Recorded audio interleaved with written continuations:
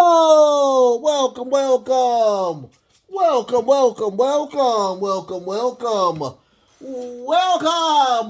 to WrestleCram. This is your boy, the host with the most, but humble. And I do mean humble.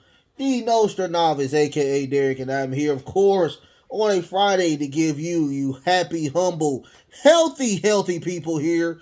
Friday night Smackdown. First and foremost, thank you so much for being a part of the show. If you're watching it today, you're watching it tomorrow, you're watching it next week, I truly thank you from the bottom of my heart to the depths of my loins. I truly do thank you. Without you guys, it truly wouldn't be me. First and foremost, if you want to do anything other than watching the show, I thank you for that. Go ahead and hit the thumbs up button.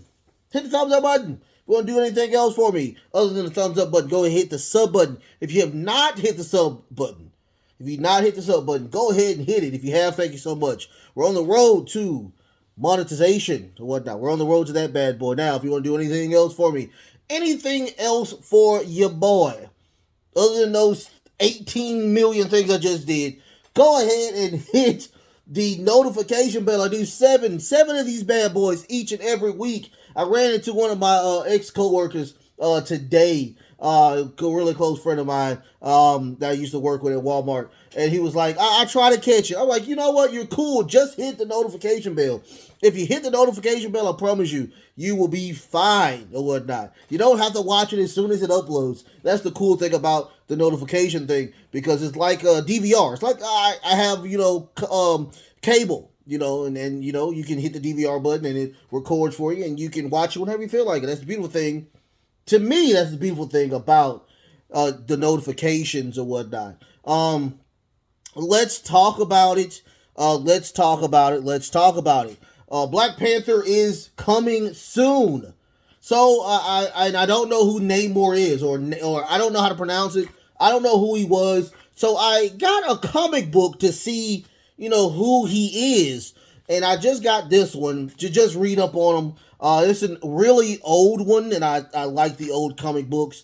So I grabbed that from one of my old school electronic stores called Game Exchange. I don't know if y'all have that over there, but I have a Game Exchange here in the beautiful state of North Louisiana. So I went and grabbed that just to look up, see what's going on. Also, I will be going tomorrow to go see, of course, to go see Black Adam. I've heard mixed reviews on it, but everybody that I know that I'm cool with is saying that it looks really, really good. So I will be going to watch that as well. So I got all that out the way. Sorry, one more thing. Tomorrow, it will be a show tomorrow, okay? We will have NXT Halloween Havoc. You will get that as soon as it's done. I will have that taken care of for you. Also, I have the prediction show that happened Wednesday. I did that Wednesday. So instead of Thursday, I had it on Wednesday, and you can watch that right now just to see who I always predicted. I will let you know the numbers of what I have today. Now, that will change. That will literally change starting next year. It's gonna be 0-0. I'll be 0-0 and then I'll do all of my pay-per-views again, full circle. Okay, so let's get that I already got that taken care of. That. Let's first talk about Smackdown. It was a really good show. I enjoyed all the women points today. Matter of fact, the best match to me was the tag team title match with Damage Control, Io Sky and Dakota Kai versus Chauncey and Raquel Rodriguez. Really, really great match. Chauncey, of course, is going to be on Halloween Havoc with Quincy. Is it Quincy Elliott? I was about to say Quincy Jones. Quincy Elliott to be the co-host of Halloween Havoc. But let's not talk about that. Let's talk about what's going on today. Really decent show. The ending, I'm not feeling the ending. or whatnot, due to the fact of there's chinks in the armor of Bloodline, and I'm not feeling that. I'm not feeling that at all. I got another shirt. I had to get it. It looked very nice, and I think it was on sale. So I mean, come on, who cannot? I mean, I don't even like Venom. I just like the shirt. It was a pretty cool shirt, so I got the shirt. So let's go bit by bit, like you know how I do it. So let's talk about it. First and foremost, we got Sheamus versus Solo Sakoa. If you don't know what happened last week, we had a fatal four-way who will determine to be the number one contender for the SmackDown. Well, not the SmackDown, but just the Intercontinental title, which Gunther holds. Now, everybody and their mama knew that Sheamus was not gonna win this. I was trying to figure out who was gonna win it until we heard that Rey Mysterio is now a member of the SmackDown roster, and I knew for a fact that he was going to win because you already had Ricochet, who lost the belt from Gunther, and you had Sheamus with a nearly month issue with Imperium. So I knew those two were going to win. I knew that Solo wasn't going to win because he's a heel and he has his own faction, and they're focused on, of course, Logan Paul. So I knew that wasn't gonna happen. So the last person was gonna be the 619 Rey Mysterio. So, but after during the match, during the Fatal Four, you got where Sammy and the Usos came out to attack not only Sheamus but the Brawling Brutes, and all of that was going all crazy, leading for Rey Mysterio to win the match and become the number one contender. So now we fast forward to the day where we have Solo Sakoa versus Sheamus. A very decent match. I enjoyed the match, but once again, these are two meat, sweaty horses, and they're doing their thing. I mean, all I can say is Solo is really, really good when it comes to facing people his size and his weight. I enjoy it. Now he did get he attempted to do the heartbeat, which is those clubbing huge clubs to the chest, but Solo did work the right arm of Sheamus, messing that arm up the entire match. Now during the match, we did get a lot of shenanigans from the Bloodline, back and forth from each member.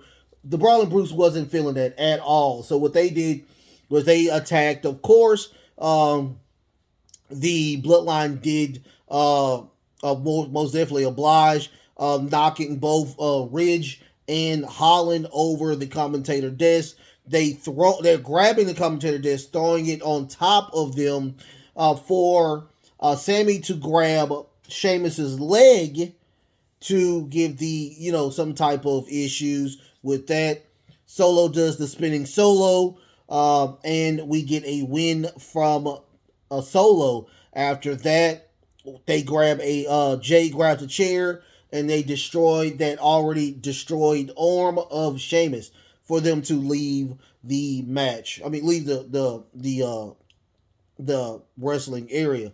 Now they are continuously talking about, we will find out what happened with Sheamus. Of course, this is going to lead up to War Games, and I guarantee that Logan Paul might be the number 4 in that War Games Survivor Series match.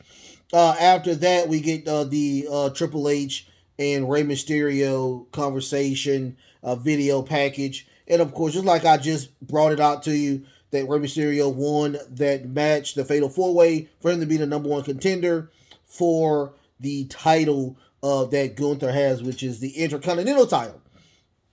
So after that, we get a video package earlier today, them coming into the locker room. Rey is stopped by Imperium, and they are just saying that, are you sure you can do this?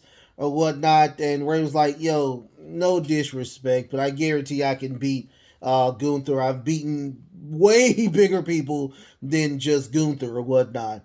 So he's if one of y'all have the huevos, the huge huevos, then you can challenge me. So Ludwig Kaiser is the one that I love. Ludwig Kaiser is the one that challenged Rey Mysterio. So they will have a fight tonight as well. Now we do get a Bray Wyatt, another Bray Wyatt promo. This is a video package. I thought it was really good. It brought everything together or whatnot. Now he does apologize for what happened 2 weeks ago or last week, and he confessed he has problems. He has a lot of problems, and his anger does take place when he doesn't want it to take place, which is the schizophrenic type thing. He confesses that he was not happy with the incidents that was going on in his first go around with the WWE, and he is very thankful for the fans for bringing him back and wrapping him up in that love of the fandom that they of Bray Wyatt. He also wanted to let y'all know that he's trying to get to the point where he is just able-minded. The weird part about it is that he did not go into that craziness that he did last week, and he's also, I think he announced that he's not going to have a stable. He says that he's a servant. He said he's just a servant. Now he goes wherever the circle takes him. That's what he said. Now, when I heard that, it sounds like we're not going to get the Wyatt 6. We're just going to get him and how he's going to be. So I can't wait to get him back in the ring. He was a great performer, and this is just going to make it even better. Hands down to the writing staff and everything that they're allowing him to do to bring out this new Bray Wyatt. Hands down, great job, great job. I can't wait to see more. After that, they do the blood. They go back to the bloodline, and Sammy just saying that, we did a great job with destroying the arm of Sheamus. We might not see him for a while. Y'all, let's keep up the great work. And also, he said, Jay was like, we're leveling up every single time. We're leveling up. But let's take it a little further. Logan Paul's coming in. Let's go ahead and finish him now as well. Now, Sammy did stop him and say, yo, you got it. No. Roman specifically said that we do not target Logan Paul this go around, because what it is that Logan has already planted the seed in Roman's head, saying that he thinks that not only Roman is not the tribal chief, but Jay is the tribal chief. So he's already planted that seed, and he's trying to give them orders to designate that you do not touch Logan Paul today.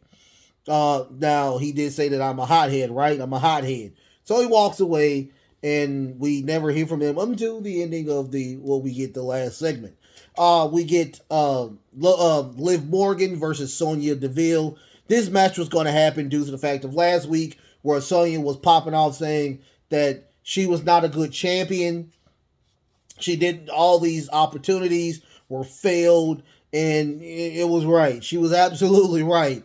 So Liv comes out of nowhere and attacks Sonya. They do have a match today. It was a pretty decent match.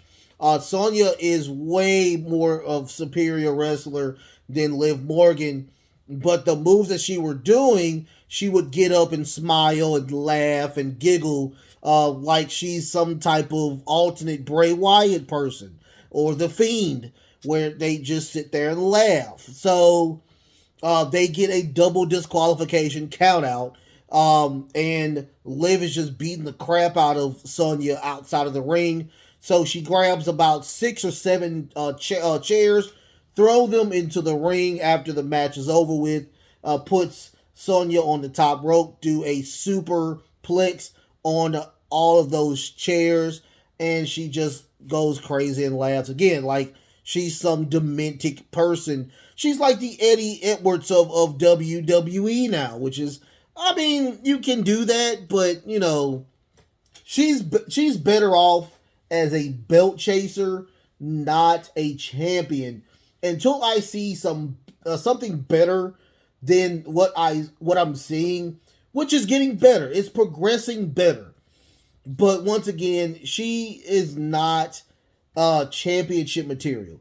I know this was Vince McMahon's creation or how he tried, but it's just not good. I'm sorry, it's not. It's just not. I'm sorry.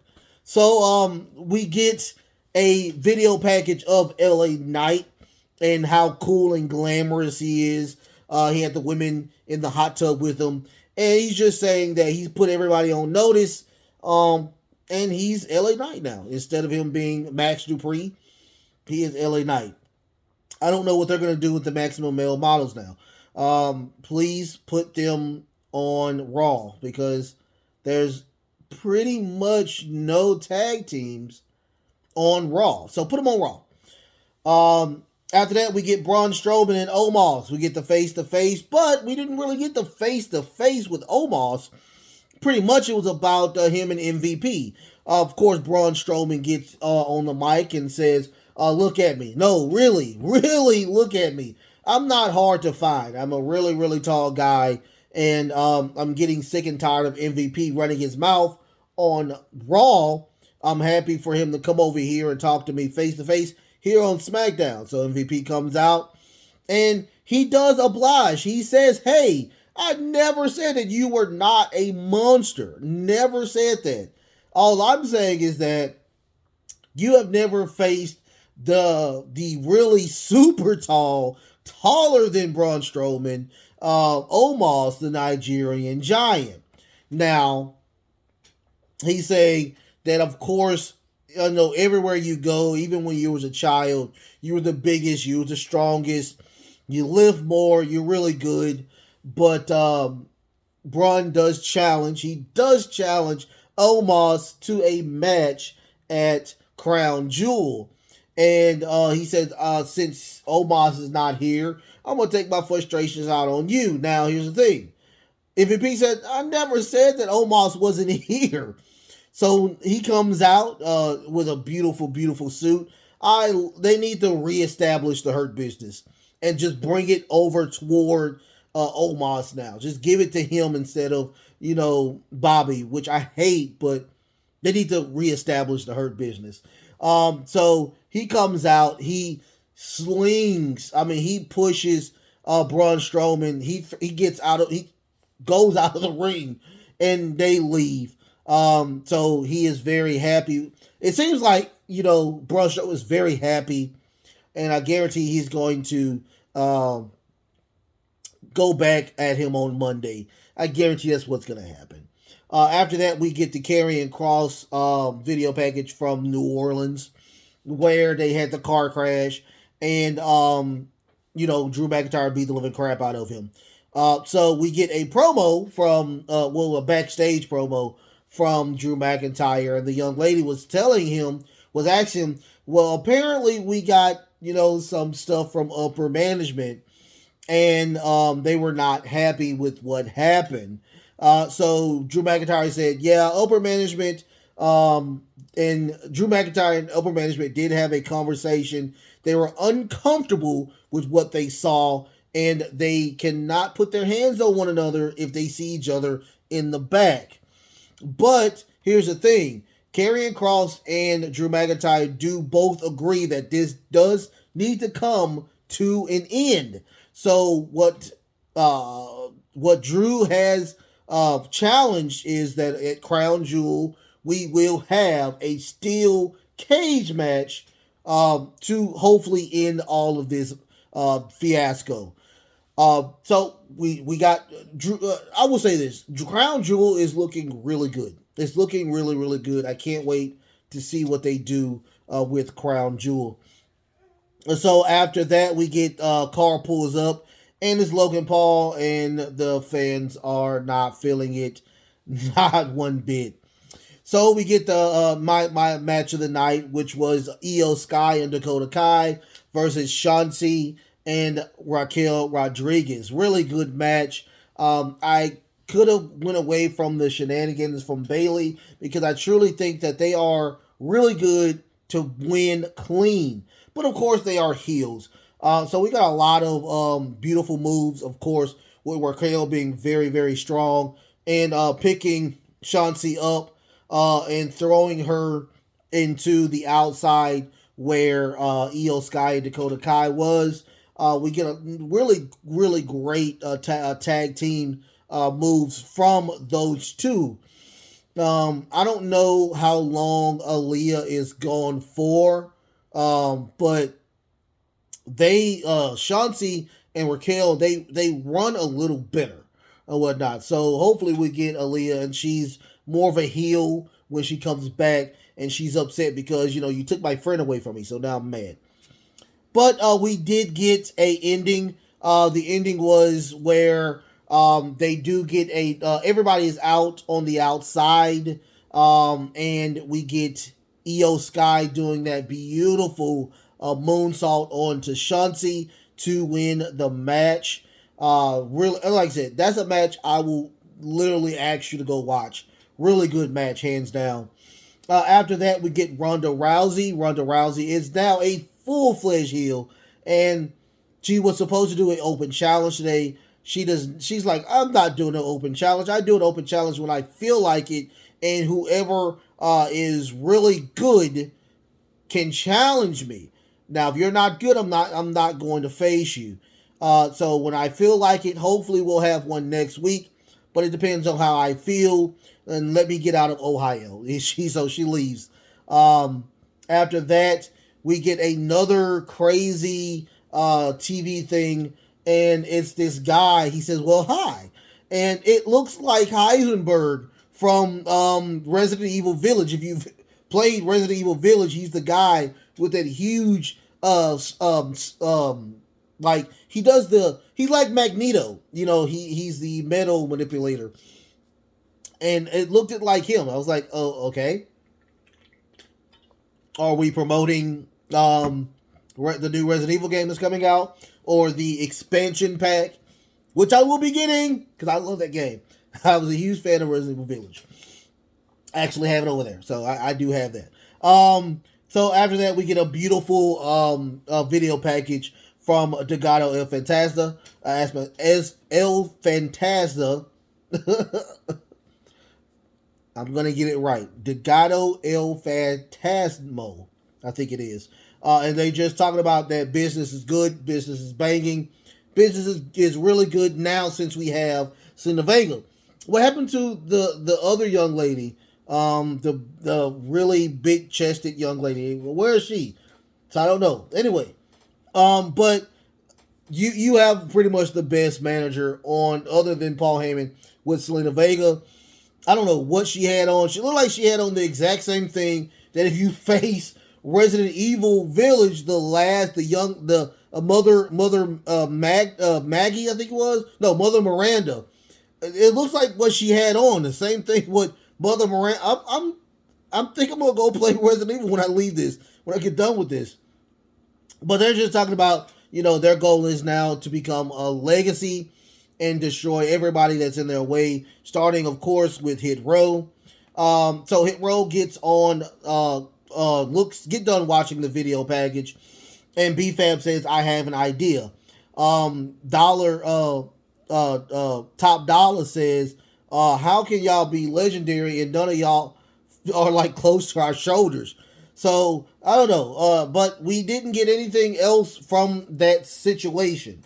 After that, we get Ludwig Kaiser versus Rey Mysterio. A really decent match. Very long for this match. But it was a very decent match. Of course, it's 1 against 3 because all of Imperium is coming out.